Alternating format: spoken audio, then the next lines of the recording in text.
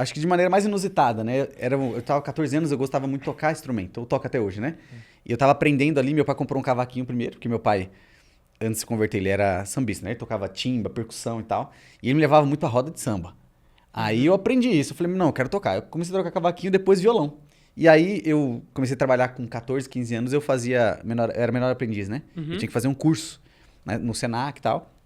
Lá eu conheci um amigo que falou assim, cara, vem tocar aqui na minha igreja. Eu falei, mas como assim tocar na igreja? Não, vamos lá na minha igreja que você vai tocar com a gente. E aí eu falei, tá bom, vou lá pra tocar, né? Porque eu tava aprendendo. E quando eu cheguei lá, aquela bleia raiz, tá? Tipo, o que é a bleia raiz? Irmãs de um lado, grupo dos jovens do outro, grupo dos varões, aquela coisa toda.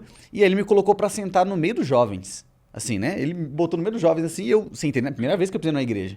Falei, meu Deus, como funciona esse negócio, né? Primeira vez na vida? Na vida, que eu pisei numa igreja. Ele me botou no meio dos jovens e aí chegou a hora da oportunidade dos jovens, né? Então, o grupo, eu acho que era Heróis de Judá o nome do grupo. Ô, louco. Está com a oportunidade em nome de Jesus. Aí me deram uma pasta e era uma canção chamada Jesus, meu guia é. Não sei se vocês conhecem, é uma canção um pouquinho antiga. Fala assim, Jesus, meu guia é amigo e protetor.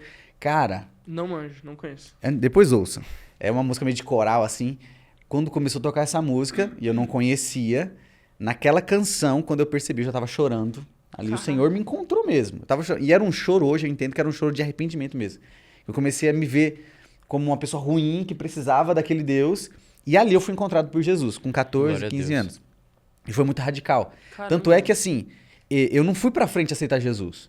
Porque eu comecei a chorar e tal, conheci a galera, eu frequentei essa igreja por mais uns 4, 5 meses, e eu ia pros cultos, já tava evangelizando, enfim, entrei na rotina da igreja, tanto é que quando eu vi as pessoas indo pra frente, teve um dia que depois de umas 3 semanas, 4 semanas, eu cheguei pro pastor e falei, pastor, como é que faz esse negócio aí de confessar Jesus e tal? Ele perguntou assim, mas você não era crente, não? Porque foi muito radical, assim. E aí eu falei, não, nunca fiz. Ele falou, não, vem cá. Eu fiz a oração da confissão depois de uns 3, 4 meses que eu tava na igreja. Ô, louco. Que foi muito intenso, assim. E a partir dali, meu pai foi encontrado por Jesus, minha mãe, toda a minha família. E ali começa o Henrique, né? Meu pai, ele era um cara muito estudioso. Meu pai tinha 15 bíblias de estudo em casa. Legal. E passava o dia estudando. E quando eu chegava do trabalho, ele falava assim, filho, deixa eu te falar o que eu aprendi. Então, chegou uma época que minha irmã, ela engravidou, eu tive que sair do quarto, a gente era uma casa pequena. E aí minha irmã ficou no quarto e eu dormia na sala. Meu pai me acordava 3 da manhã todos os dias pra gente orar junto. Enfim, e aí eu herdo esse amor pela Bíblia, esse amor pela palavra do meu pai, né? Então meu pai plantou muito essa semente no meu coração. E aí, enfim, longas histórias, passados, o Henrique cresce, 25, 27 anos, a gente recebe uma missão de plantar uma igreja em São Bernardo do Campo. E aí, estamos aí hoje, né? Sou um jovem, 30 anos, fiz 30 agora. Pô, jovem ainda. Tô jovem. E que ama a palavra de Deus, ama a Bíblia e gosta de compartilhar isso com a minha geração. Legal. Cara, só um ponto aqui. Uhum.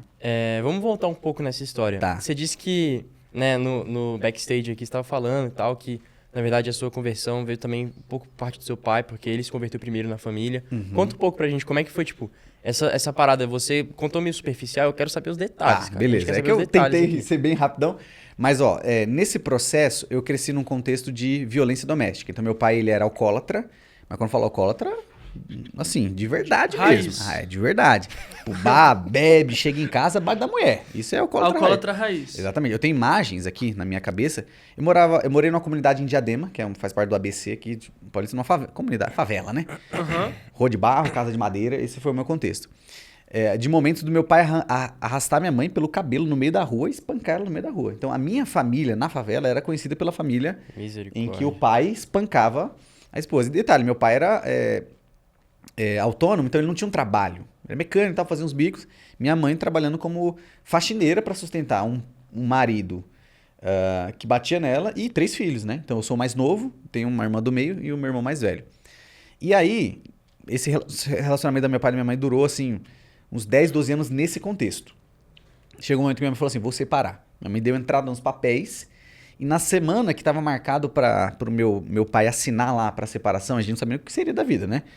Naquela semana, meu pai chega do nada em casa, eu lembro que era uma terça-feira, falou assim, chamava minha mãe de Baixinha, né?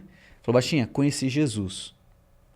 A minha mãe falou assim, mas como assim? Você conhece? Não, eu conheci Jesus e eu preciso que você me dê uma nova chance. Eu ia separar na semana, era tipo na sexta-feira. E aí minha mãe falou assim, olha, se você tocar em mim, se você beber mais uma gota, se você fumar, tá tudo acabado entre a gente.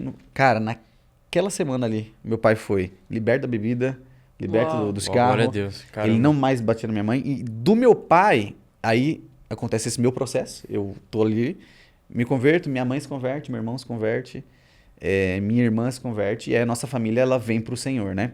Glória a Deus. E aquela família que era conhecida na favela, uma família estruturada, onde o marido batia na mulher, agora ninguém tava entendendo nada. Entendeu? Meu Deus. O cara volta a trabalhar, Caramba. sai com a esposa de mão dada. Então, a nossa família foi tipo um precursor ali na onde a gente morava ali mesmo, assim, sabe? De uma transformação. E a partir dali a nossa...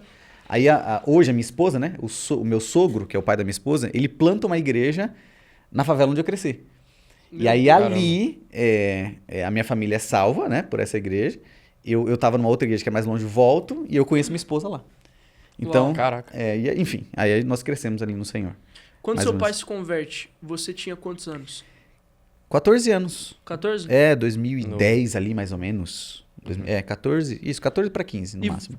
Eu fico imaginando você, 14 anos vivendo uma realidade, Uhum. vivendo um ambiente familiar, a figura paterna que você tem, né, o que você acha já não normal, mas comum dentro da tua casa. Sim.